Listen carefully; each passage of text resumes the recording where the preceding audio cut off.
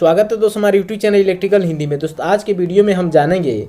किसी underground cable में कहीं फॉल्ट वगैरह हो जाता है या कोई केबल अंदर से ब्रेक हो जाता है तो कैसे हम जानेंगे कि केबल हमारी कौन सी पॉइंट पे यानी कौन सी पोजीशन पे ब्रेक हो गया है जिसके कारण से आउटपुट में पावर नहीं मिल रहा है, और कैसे हम एग्जैक्टली इस पोजीशन को कवर करेंगे और वहां पर हम गाढ़ा खोद करके और फिर से उस केबल को हम ज्वाइंट कर सके जिसके कारण से पावर सप्लाई फिर कंटिन्यू हो सके। तो इसके लिए क्या क्या मेथड है और कौन सी मेथड ज़्यादातर यूज किया जाता है आज की वीडियो में हम जानेंगे। तो चलिए हम वीडियो को शुरू करते हैं। अंडरग्राउंड केबल के लिए दोस्तों ये सबसे बड़ी दिक्कत की बात होती है कि एग्जैक्ट उस पोजीशन को पता कर पाना कि कौन सी पोजीशन पे केबल जो है ब्रेक हुआ है, जिससे हम एग्जैक्ट उस जगह पे गाढ़ा खोद करके और इस केबल को जॉइंट हम कर सके। इसके लिए 3-4 मेथड है जिसमें से हम एक मेथड के बारे में डिस्कस करेंगे। जैसे कि आप यहाँ पे देख सकते हैं दोस्तों, ये अंडरग्राउंड केबल है और ये फॉल्ट हुआ जिसके कारण से फिर इसको ज्वाइंट करके और ठीक किया जा रहा है। तो ये हमारे लिए थोड़ी दिक्कत की बात ये होती है कि केबल जो हम अंडरग्राउंड किए हैं, अगर मान लेते हैं कि यह 1 किलोमीटर के रेंज में केबल बिछाया गया अंडरग्राउंड, तो किसी केबल में अगर 3 कोर का केबल जा रहा है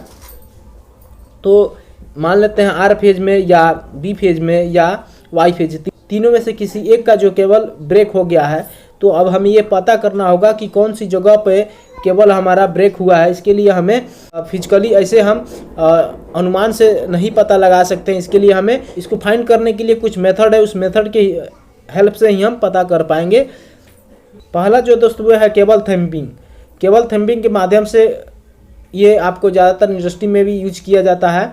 और दूसरा है TDR के माध्यम से, और तीसरा है हाई वोल्टेज का जो केबल होता है उनको रडार के माध्यम से भी किया जाता है, और चौथा मेगर के हेल्प से भी एग्जैक्ट उस पोजीशन को भी फाइंड किया जा सकता है। लेकिन अंडरग्राउंड केबल के फॉल्टी पोजीशन को एग्जैक्ट पता किया जा सकता है, लेकिन इसके लिए जो है स्पेशल जो टेक्नीशियन होते हैं, जो इसमें एक्सपर्ट होते हैं, उनकी हेल्प लेना पड़ेगा, ताकि हम उसका अनुमान लगा सकते हैं, एग्जैक्ट उसकी पोजीशन को पता कर सकते हैं कि कौन सी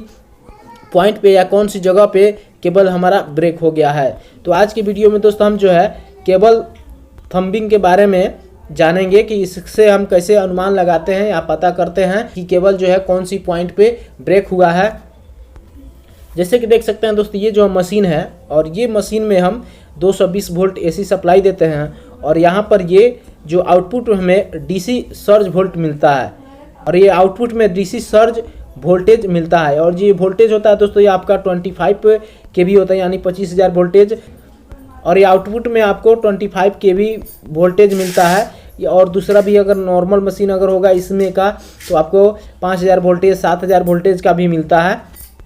तो ये जो वोल्टेज होता है दोस्त, ये आउटपुट में DC सर्ज वोल्टेज होता है, और जो पॉइंट या जो केबल हमारा ब्रेक होता है उसमें एक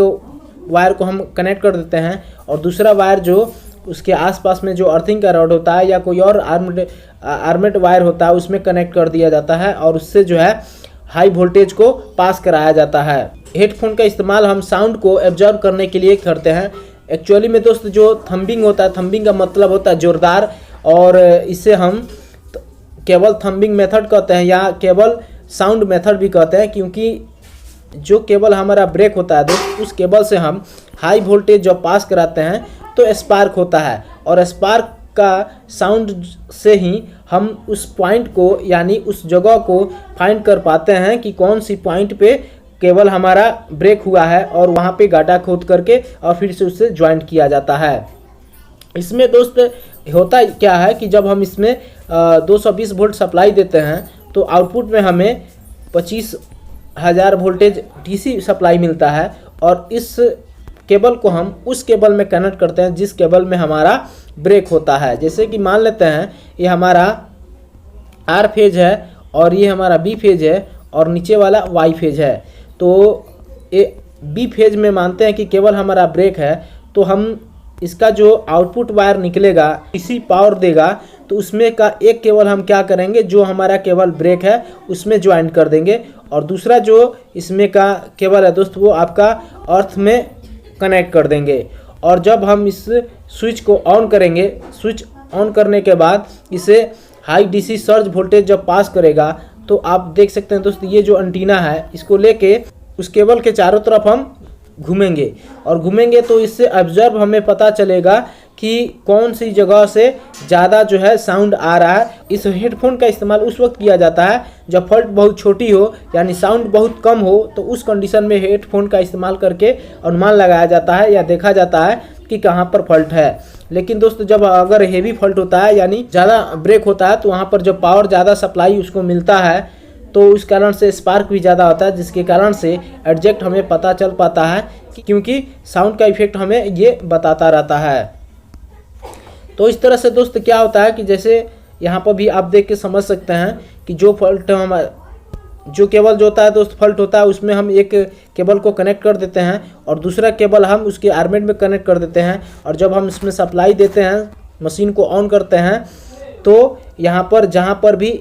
प्रॉब्लम होता है वहाँ पर स्पार्क होता है। और इस मशीन के हेल्प से हमें साउंड का अनुमान लग जाता है कि यहाँ पर स्पार्क हो रहा है, और उसके बाद हम उसको गड्ढा खोद करके फिर से केबल को ज्वाइन कर देते हैं और प्रॉपर फिर से ढकने के बाद हमारा पावर सप्लाई कंटिन्यू हो जाता है। तो इस तरह से दोस्तों जो अंडरग्राउंड केबल होता है उसकी फॉल्ट को डिटेक्ट किया जाता है और उसमें जो भी प्रॉब्लम होता है, ब्रेक होता है या कोई और प्रॉब्लम होता है, उसको रिसॉल्व करके ठीक किया जाता है। तो दोस्तों मैं उम्मीद करता हूं कि आपको ये समझ में आ गया होगा कि अंडरग्राउंड केबल के फॉल्ट होता है तो उसको कैसे डिटेक्ट किया जाता है